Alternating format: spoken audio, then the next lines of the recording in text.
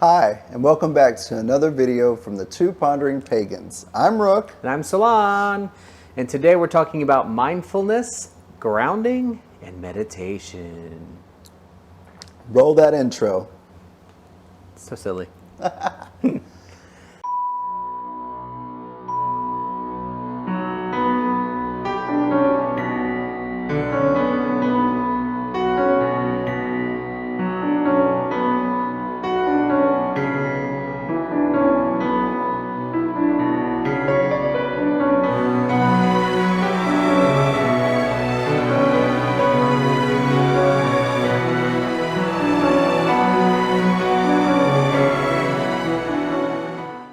Welcome back.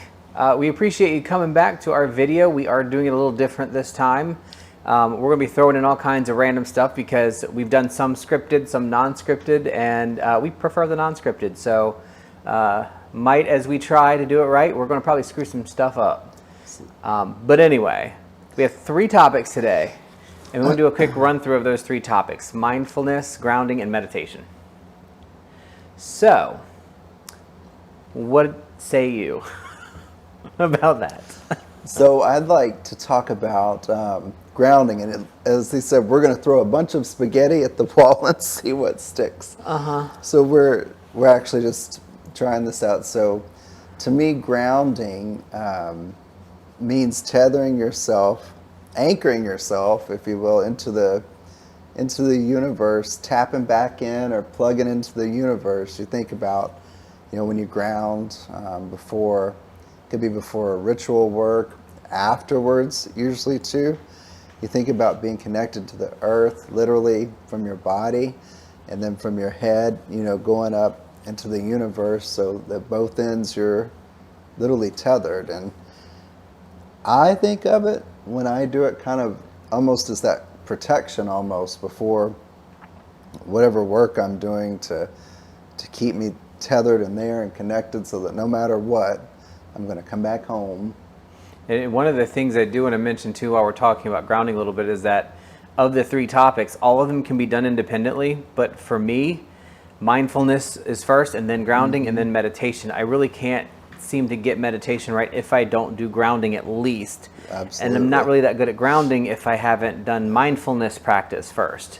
Yeah. So, grounding is a great way to, like Rook said, to plug back into the nature, to the earth, and get back into that seated position and not be all up in the air. And then with mindfulness is a very helpful practice to do all the time. It doesn't have to be part of meditation or spiritual or pagan or anything. Mindfulness is really about like an active awareness of what's around you. And we're going to share some practices about it too, so I think that will be fun. In a second video, we'll actually walk you through each of the steps. We'll share some experiences on this one, but yeah. So with mindfulness, you can do it at work, you can do it at home, you can do it anywhere when things are a little crazy. I do it a lot when I will be sitting at my computer or in a building and people are talking. There's so much going on, and I just have to take a step back and I say I need to get back to mindful awareness and reset myself a little bit. So where grounding is like plugging back in and rebooting with just the base operating system, if you're a computer geek. I like that analogy. I like that. Mindfulness is more about making sure that once you're booted back up, you're just running one program at a time for a moment, so that you can make sure that you have access to all the pieces you need. So mindfulness at work for me is simple. Like if I feel super crazy, I'll take a minute, I'll just space out for a minute, and I'll look at the wall and just describe the texture of the wall. Or I'll wiggle my toes and just describe the feeling of my toes inside my shoes. How do they feel against the soft inner lining of the shoe? How hot do my feet feel? What do I feel in the back of my thighs sitting in a chair? Like right now I can feel the way that the chair feels to the arch of my foot that's sitting over here. Things like that really reset you back into a mindfulness place. And then when you come back in that moment, it's kind of like, okay, everything's right here. What do I need to tackle first? Now that's a mindfulness exercise completely independent of anything else. But yeah. We've really kind of been programmed with all this bullshit to be thinking about, haven't we? I mean, when you think about it, who cares, or what significance is it if you don't answer an email or get a report in by 4 o'clock? I mean, what does it matter? Why do you have to go do meaningless things? It's because we've been programmed to it. I mean, what's important, I feel like a lot of times I'm so out of tune with nature and the earth, literally, for all this mundane stuff that really doesn't mean shit in the scheme of things in our lives, but we've been trained and conditioned and programmed about things that are important that are really insignificant. And I think that's why it's hard to be mindful sometimes, because you're thinking about on to the next thing. What do I got to do tonight? I got to get dinner ready. I got to pick up the kids. I got to get this schoolwork done. I got to do this. Who cares? I'm really glad you said it that way too, because mindfulness is literally not thinking about the next thing. It's about thinking only what is right now, right here in this very second.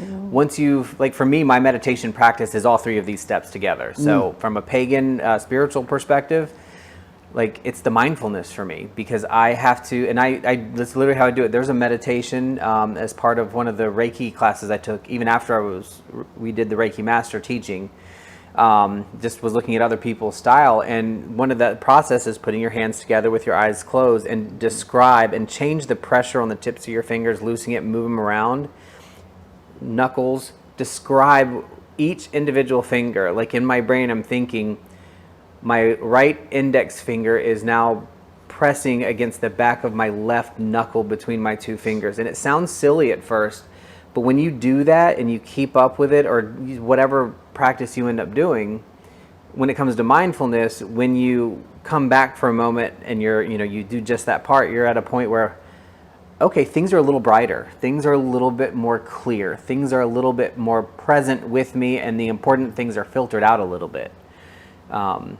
And then I would move to grounding. And when I move to the grounding part, and we'll go into, like I said, some more detail in a minute, but I think that grounding part is then when you say, okay, now that I'm aware and I have filtered out some of the stuff that doesn't matter, that's step one. Grounding is step two for me.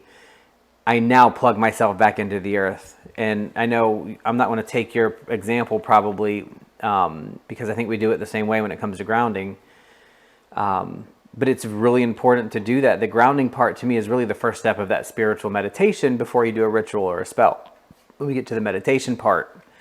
So, some people do put breathing into mindfulness practice and grounding. I don't until I get to the actual meditation part, but that grounding is it really is the next step after you become aware of what's around you. Maybe you can give me some ideas on the meditation on how to help with the breathing. It is so hard for me trying to count, do all that focused breathing and stuff. I distract myself probably because I don't like it, and then start thinking of other things. But you did help me remember.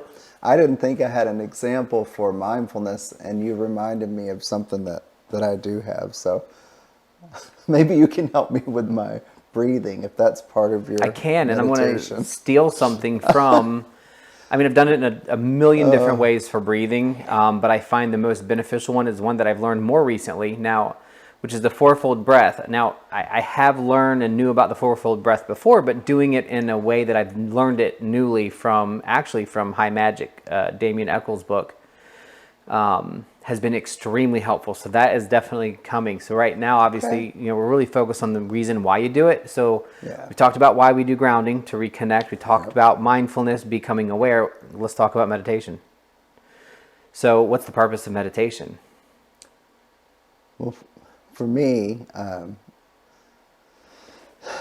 it really is just about trying to focus on what I want to do, think about,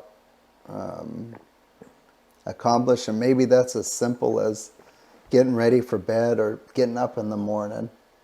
And when I notice things coming in, being able to refocus, okay, what are you doing? Sometimes just having a cup of coffee and just trying to focus on that, making the coffee and enjoying it, trying to practice mindfulness maybe helps with the meditation of just enjoying the coffee. Yeah, I would say like the meditation is the next step as it goes a little bit deeper into that peacefulness that you're looking for so that you can come out of it with a focus on your ritual or your spell or even just being peaceful. I mean, it doesn't have to be spiritual, but obviously in this setting, we're really looking at the spiritual aspect of it. So, just putting them in step order. Mindfulness gets you back to the what's important and clears some of the crap because, grounding connects you back to the earth. And I use visualization in all three of these steps. And mindfulness, like I said, this is a good one, or the knuckles, or just describe every part of your body that's touching something else while you're just breathing calmly.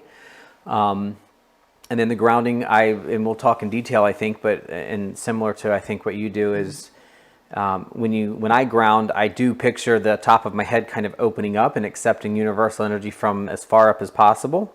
And I see my feet growing into the ground as roots going all the way to the center of the earth. And I feel the pulsing of what water would be coming through those roots and minerals, because yes, plants do have a pulse and they do pull that water up into their roots and into their leaves. So that's a big part of that grounding and that nature imagery. With meditation, I think the purpose is, and this is the key for me for meditation, and it is the thing that I tried for so long to do it and I could never do it until somebody gave me the hint that I needed. And that hint was, stop trying to clear your mind.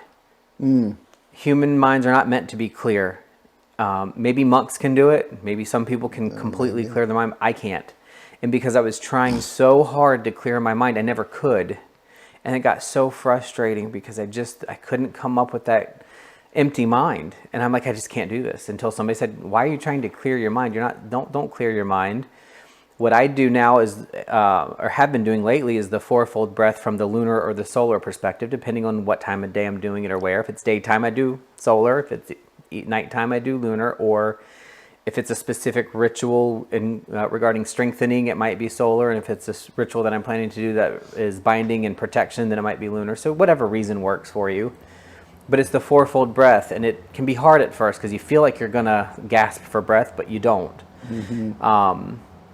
And it's just been very helpful to do that. And then once you get that breathing count together, I picture my brain and my thoughts as being in a little rubber ball, a clear rubber ball, like a bouncy ball. Any other thought that comes in except the ones that I want in that bouncy ball have to bounce off because they go away. I like that. If they make it in, I just throw the ball. Like, oh, thought came in, throwing that ball out, it's going to bounce away and go away. And don't get upset, just let it bounce off. Huge not to get mad about it when you can't do it, because all that's going to do is put you back at ground zero. Yeah. And the fourfold breath, when we get to the next part we're getting ready to do, I'll talk about why it's important also not just to breathe in and breathe out, but to hold on both sides. That's something that was new to me. I never did the holding of the breath.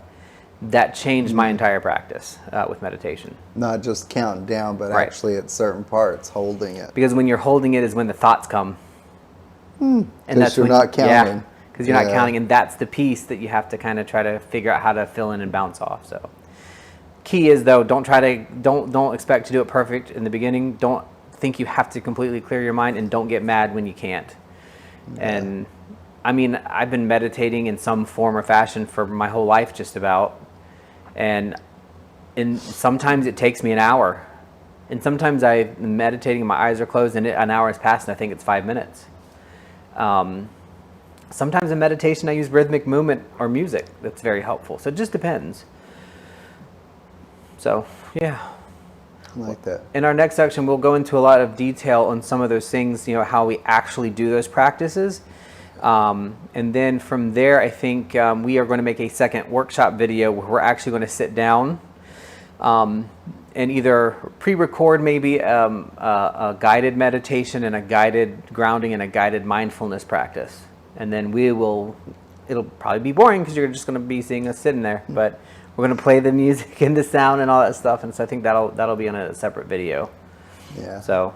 And I'm looking forward to sharing some things we do, and then to hopefully see some comments down in the video of what you all do to be mindful, to ground, to meditate, because I'm thinking some of the things cross over into more than one area. Absolutely. Activities cross into more than one section for us. I know it does for me when you think about it. I mean, I can almost guarantee you that somebody's going to say your separation of mindfulness, grounding, and meditation is how you meditate, and that's your practice, and that's perfect. Yeah. What I like separating them, though, because mindfulness and grounding have huge benefits at work, don't take a lot of time, and you don't have to do like a full meditation and all that stuff. So that's why I separate out. But we will move on to the how-to, how we do it. All right.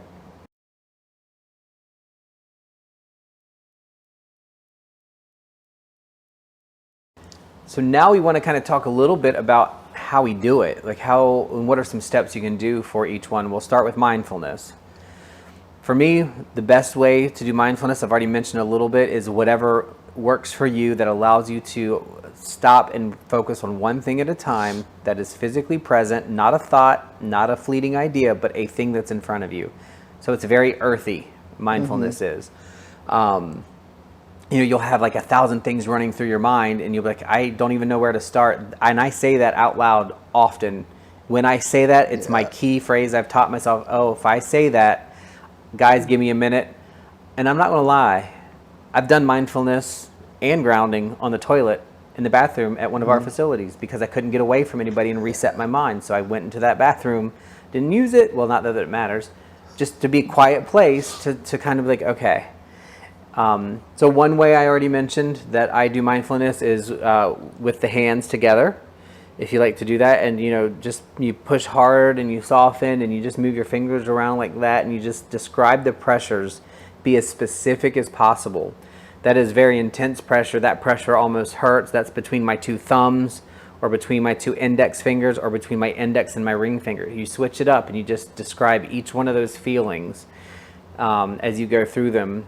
And that mindfulness will put you back in place of what you touch. And I'm telling you, you close your eyes while you're doing it. When you open your eyes, usually what you'll dart to is you'll start saying, okay, there, I didn't notice that door. I didn't notice that mirror. I didn't notice that. You start seeing those things. Mm-hmm. Another way, which is very common just in a general grounded meditation, like on the Calm app or Breathe app, they do this. You breathe in, you breathe out, be calm and cycle your breathing. You can count in and count out your breathing.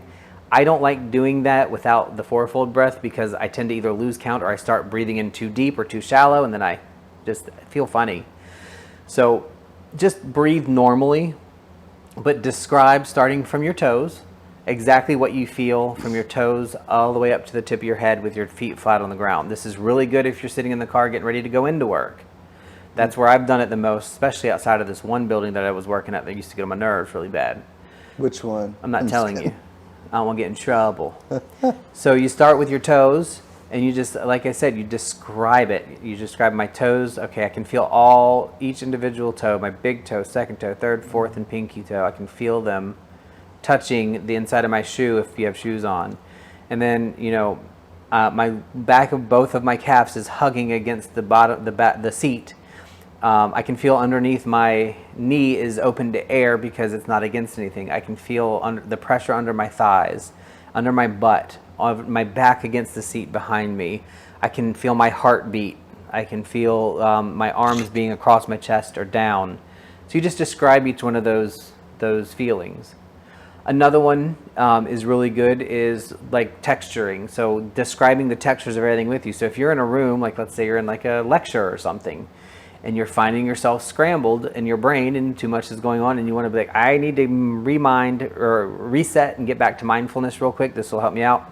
You just look around for a quick second. Don't say anything. You don't have to shut your eyes for this one. And you notice the recurring pattern on the footstool, the 8 blocks of the black checkers across here and the ridges on the wood and the really ornate finials on our little footstool here. And the weird modernish pattern on the chair and the inlays of the wood and the texture of the tile or the wall. Mm-hmm. And you just describe those things for a few moments.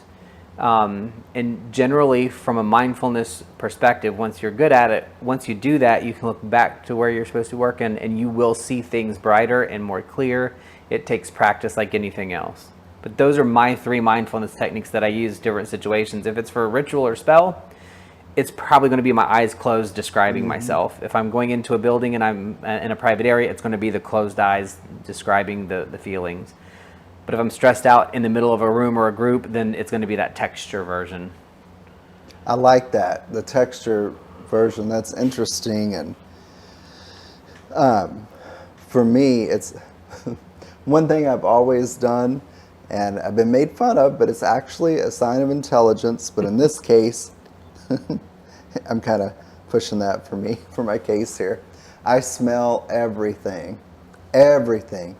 And there's nothing that smells better to me, or few things do, than a book, an actual book.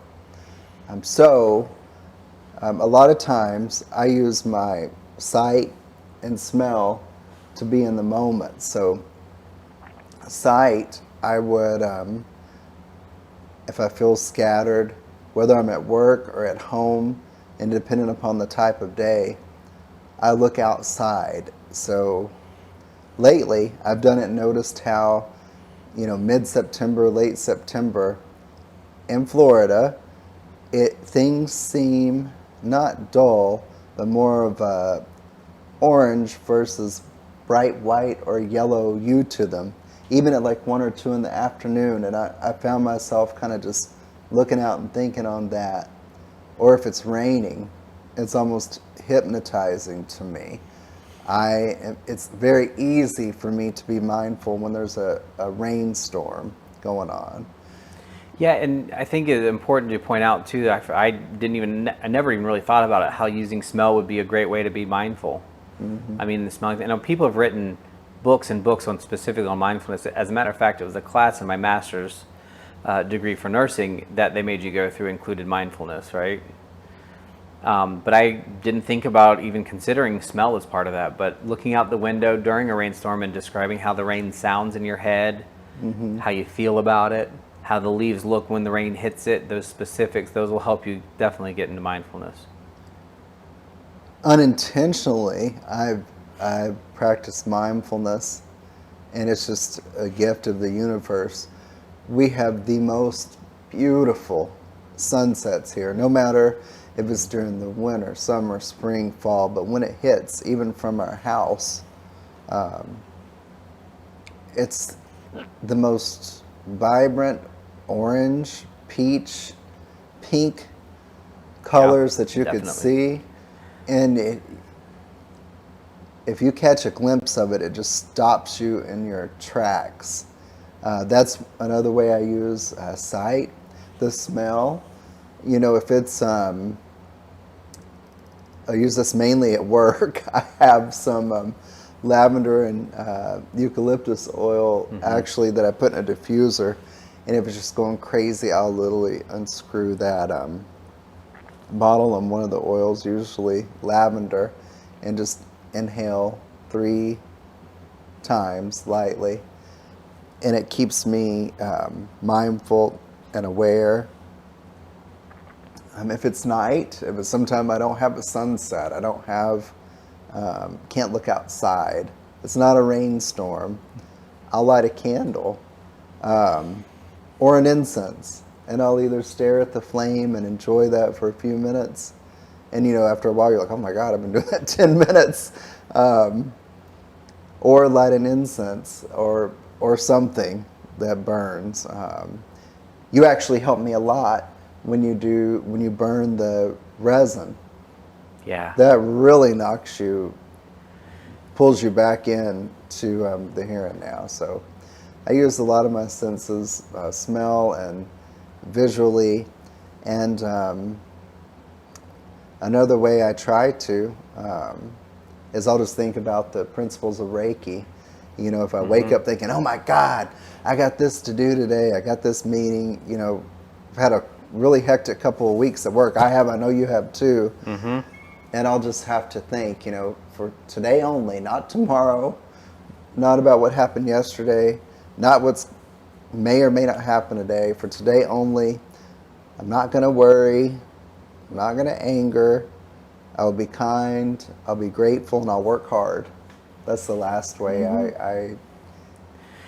helps me with mindfulness. So just before we move on to grounding, I think that's a really important piece to look at it. Like I said, there are books and books written on mindfulness. This is just the tip of the surface of what it truly is and can be for you. So if you're interested in that, you really should. And maybe I'll find a book list of a couple of things that I've used before. But it really is a way of self-help, because you are what you think. And so as you are practicing mindfulness and getting yourself back into that mindful spot, it can be very helpful in helping with some of the other trials and tribulations of the day. I will say about the candle thing, though, the staring at the candle, for me, I use that in the actual meditation process. For me, just as one of the things I do, because it helps. It really helps just block everything else out, because that's almost the opposite of what you're doing with mindfulness when you get to it. So, but anyway, I think now we should talk a little bit about grounding.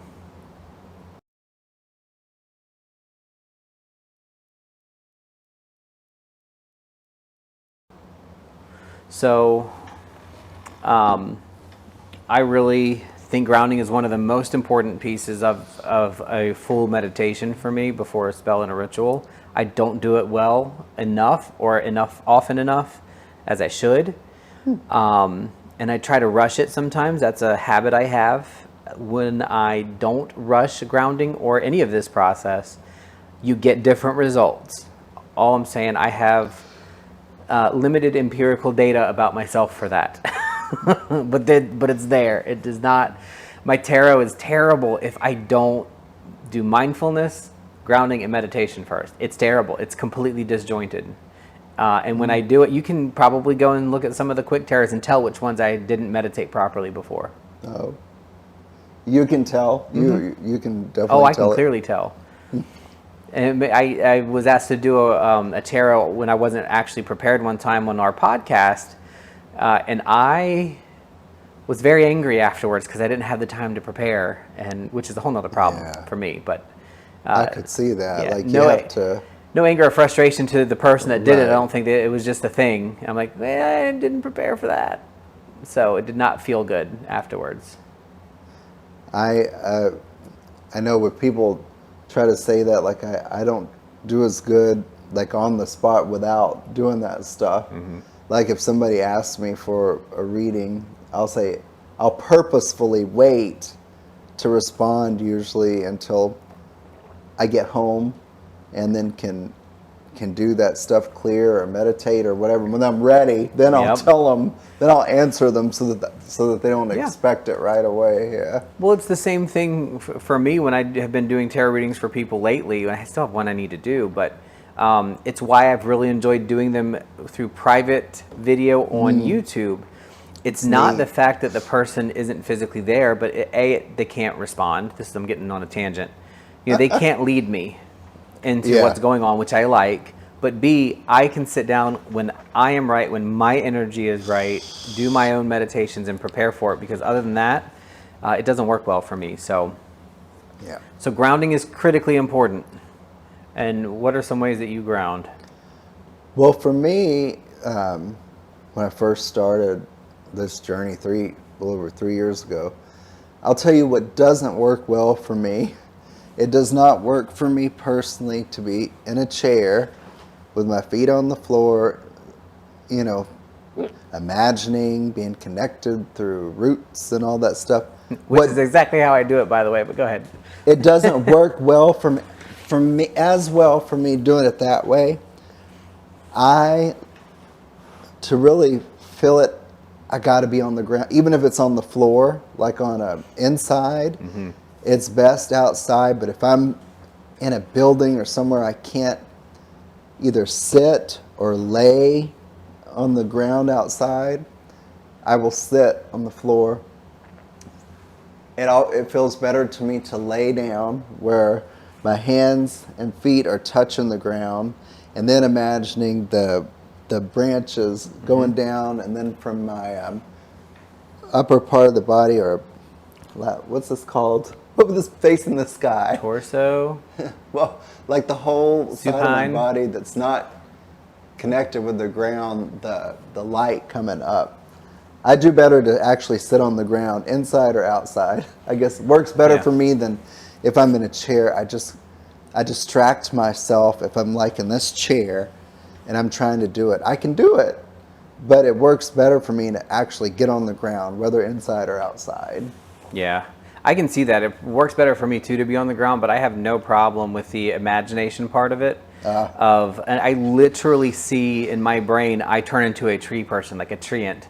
Oh, wow. And I see Cool. the roots going down in, and I just like, I feel like I'm watching the Flash run through to the center of the earth with the roots and the energy coming from the top down from the universe. And you know, grounding for me is also where I do the actual chakra spinning. If you do chakra spinning, which is seeing the bright light. So basically, in a nutshell, brain lit, and it's funny because I literally see like the line across my head and the cap coming off, and my brain is exposed. It's so weird. That's cool. Yeah, it's weird. Yeah. But it works. And then so you see that funneling light that comes down to me, and this is different for different people because some people see it going up.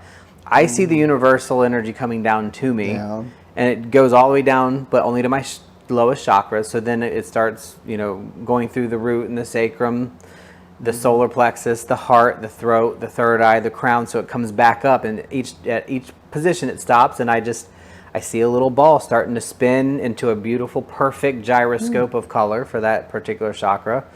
And then I just go up and fill each one, and once the first one is filled, I see the energy go back up, and then the energy shoots back down through the earth, and that's where the roots come from. That's my grounding process. Oh, So it's like the universal energy comes down into me to give me the connection from that side, and then I connect myself to the earth, which is what keeps me grounded with the roots and everything. And we're gonna write some up and actually show them to you in the workshop that we're gonna do next. So that'll be interesting. And see, some people see that as their meditation. For me, it's not. can The see that. meditation is almost ritual in of itself for me. So, any other thoughts on grounding before we move on to the meditation part? no.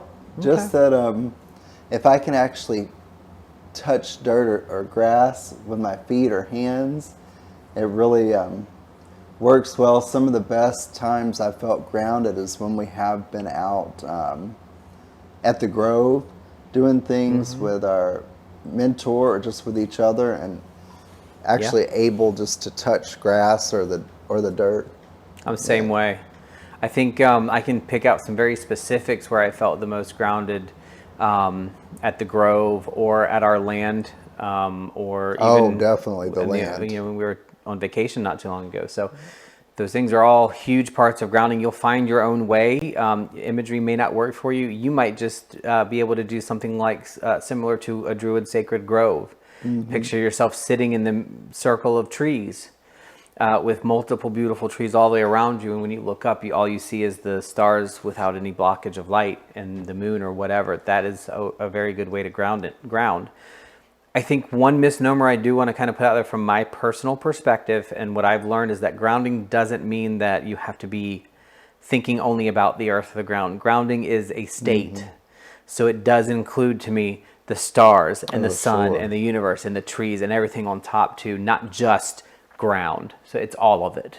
Well, I've met people that it's the opposite. It has nothing to do with, they don't even mention like the literal ground. Theirs is like connecting to the stars or the planets or whatever, which works for them. I've seen that too. Yeah.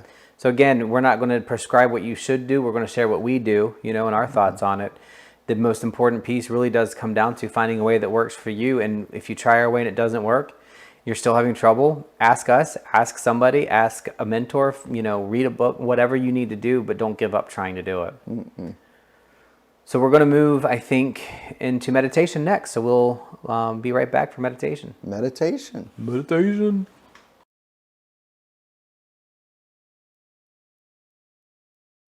So let's talk a little bit about meditation. So we've gone through 2 steps out of what I usually use as my 3-step process, I guess you could say. I'm a process-oriented guy, earth all the way. Mindfulness, you know, the bringing it together and being aware. The grounding, connecting, and staying plugged into whatever source you have that you need to be plugged into, tethering yourself. And then the actual meditation itself. The meditation is where it comes to the thought part of it. So, I mentioned in mindfulness that it was really earth-based. It's touchable, tangible, visual, seeable things, right? And grounding is, for me, the imagery part. Yeah. The meditation is the thought part. It is the hardest part. I'm going to reiterate those things that we said earlier, that I have never been successful by going for the goal of clearing my mind, because I can't. Yeah. Which is a kind of lie, because once you get into it and you start focusing on something and a thought with the meditation, by the end of it, your mind really is clear, because your focus is on like a flame or the breathing. So one of the things I do is I do use the fourfold breath in this part of meditation once I'm feeling comfortable and ready to do it. I almost always listen to music. But for me, it has to be a repetitive music. So binaural beats, simple binaural beats is 99% of the time what I go for my own meditations. Now, I'll do meditations with other people and guided meditations, fine.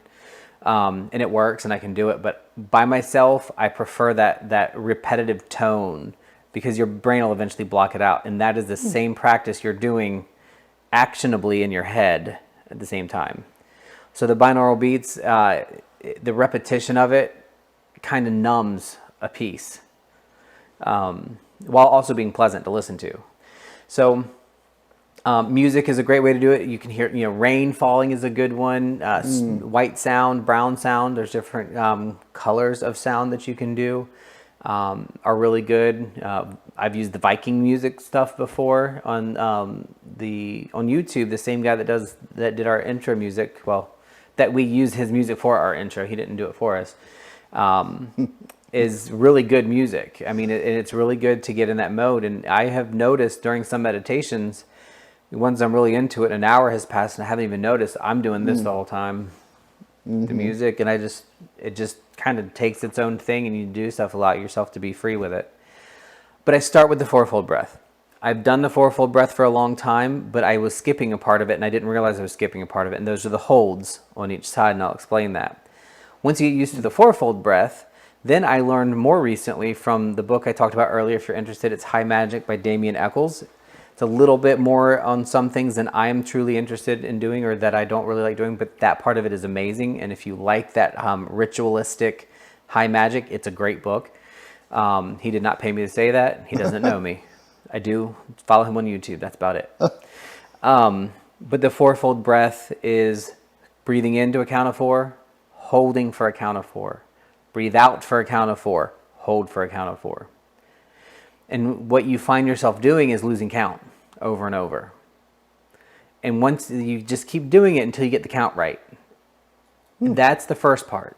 So it's like, I'll be on 3 and I'm already fully breathed in. I'm like, I can't get a 4th count in. So you slow down your count. You don't change your breathing.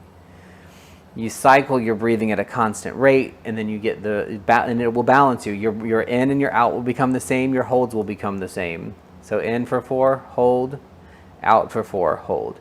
Then you add in the imagery once you have the count right, because you're going to be on a pattern now. You have a habit. You won't have to count anymore. So then you let go of the counting.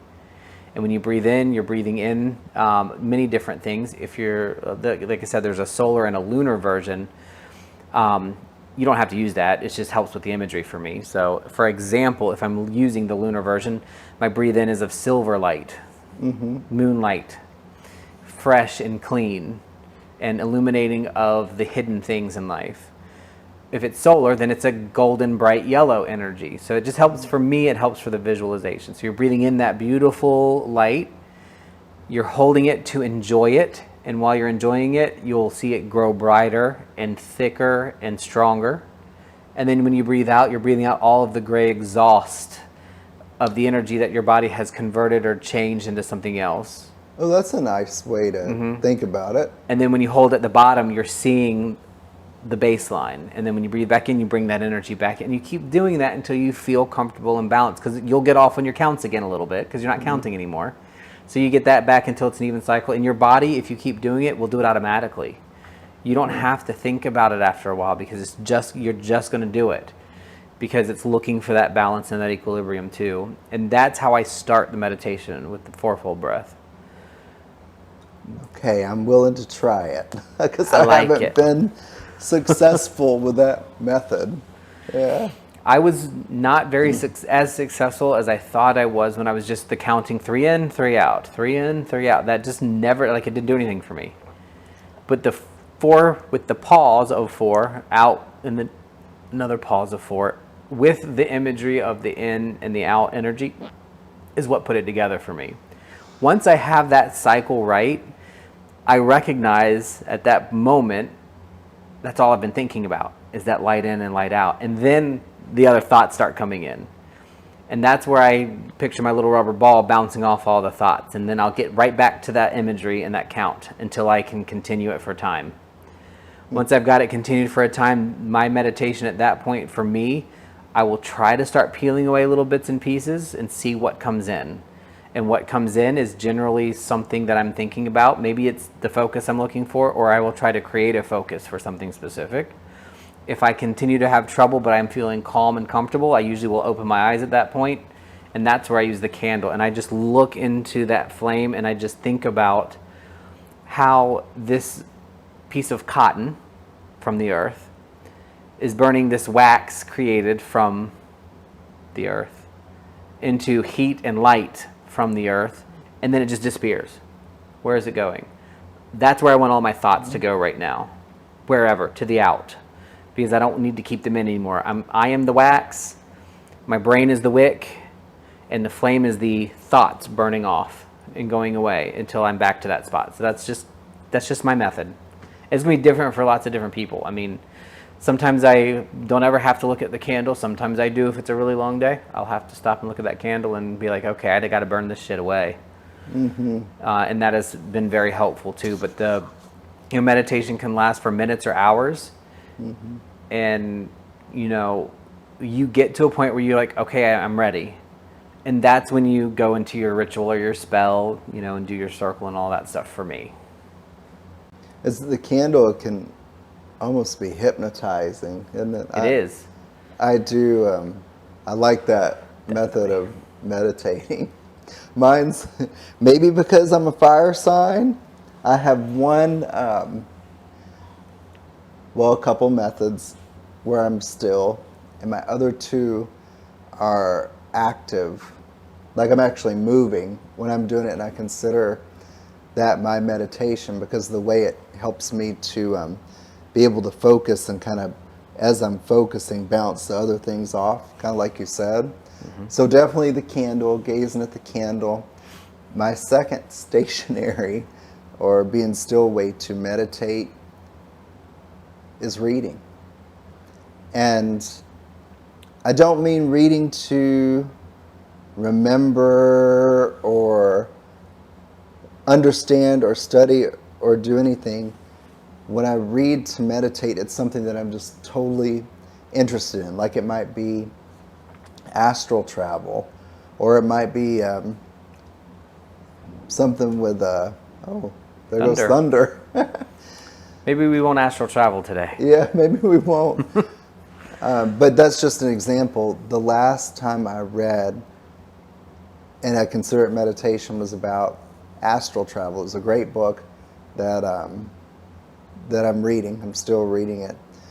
But when I go in, and I'll come in here, actually in this chair, usually, or on the couch, and I'll just read, and I'm so interested in it. That's all I'm focused on. So being interested in it, nothing else is able to come in. I don't care about what freaking kind of day I had at work or what's happening tomorrow. It's literally an escape for me. So reading, actually, for me, is a really good way for me to meditate. Another way is walking. Walking, and particularly either real early, although I'm not gonna lie, I haven't done that in years. So it's usually around dusk when there is a sunset happening, or even before. But dusk works best to just walk and just focus on a certain point, and everything else is blurry. And as I'm walking, all I'm thinking about is that point. And I pretend like with every step, I'm pulling myself closer to that point. This is actually something I learned and that book. So it's a recent thing that I've done. To be honest, I didn't come up with it, but I've always liked to walk. And I've always, even as a young child, meaning 10, 11, enjoyed when we lived out in the country walking. And I'd find myself losing track of time, lost in time. And then the only thing that I was aware of was that point, and everything, just blur out everything around you. And then make sure you're safe. Once in a while, kind of glance around, make sure there's not a car or something. But That's important. The walking Yeah. and focusing, and then everything else, kind of like what you said with the ball. And the one example, for me, it's kind of like that, but I picture as I'm walking like I'm on an escalator and moving myself, pulling whatever it is closer to me so that nothing can, kind of like a glass blimp or something that I'm in, bouncing off. The last way that I learned just recently that I do feel like I'm meditating, and I think it's because of the focus that we're doing, is when we've been cooking. Oh, yeah. I really feel like during that time, I'm so focused just specific, because I can't allow anything, I'm not going to burn something, I'm not going to miss an ingredient. When we've cooked with alone and with our mentor, that has been a meditation for me. The reading about something that totally interests you, that's not something you have to study or have to do, not something for work, not about your job, but astral travel it was for me. The walking, and then another way I do is singing. So when I'm singing, I might be a stupid song, it might be a rap song, it might be Cardi B, or it might be a country song, it might be whatever it is, or it might be We All Come From the Goddess, something like that, whatever it is. Oh wait, can't do that. Sorry, you get in trouble. When I'm doing it, when I'm singing, I'm just focused on that, and whatever emotion it is, whether I'm angry or happy or excited or sad, that truly is a meditation for me. Y'all may think I'm crazy, but those are my ways I meditate. So a lot of those things in my personal experience and view are more ritualistic in their behavior, but the thing is with meditation, you do what works for you, and you find the ways that bring you calm. And meditation isn't simply, that's not what meditation is designed to. That is a way to meditate. But you need to look and find what works right for you and how you can get to that state of calmness and closeness of things around you. So my practice has still changed. I mean, at any given moment, you find a new way and a different way to do it. Going to a bonfire, we had a Yule celebration last year out in the middle of the woods, and just sitting at the fire with music and no talking, no sounds, just the fire. I went deep into a meditative state in my head. And you do that, and you'll get used to it. You'll get better at it the more you practice. Try different ways, including ways that you don't think you would like. But don't beat yourself up if you don't get to that place. Some people don't do well in quiet.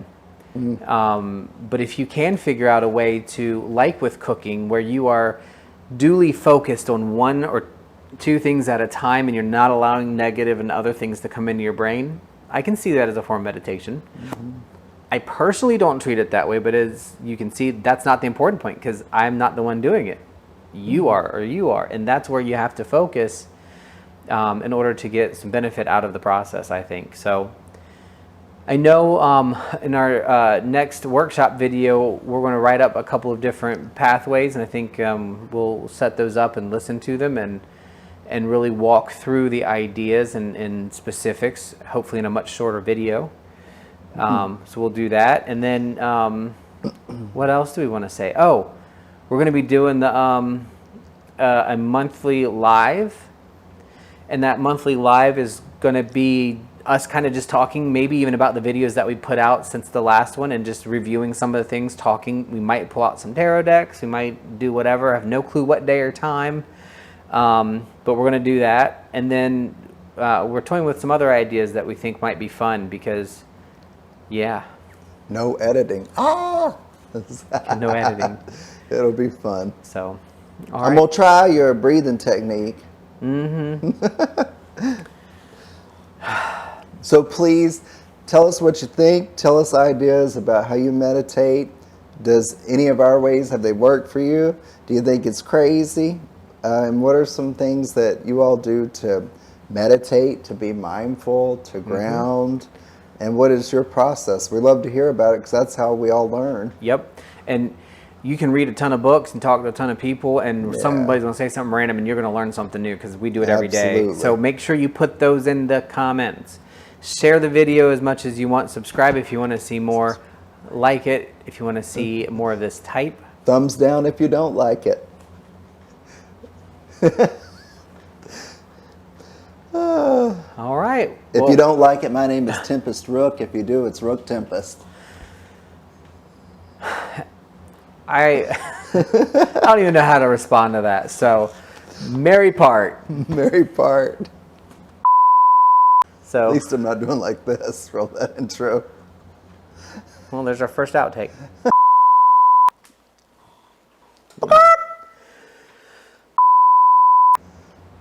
Woohoo! You done lost your mind, child.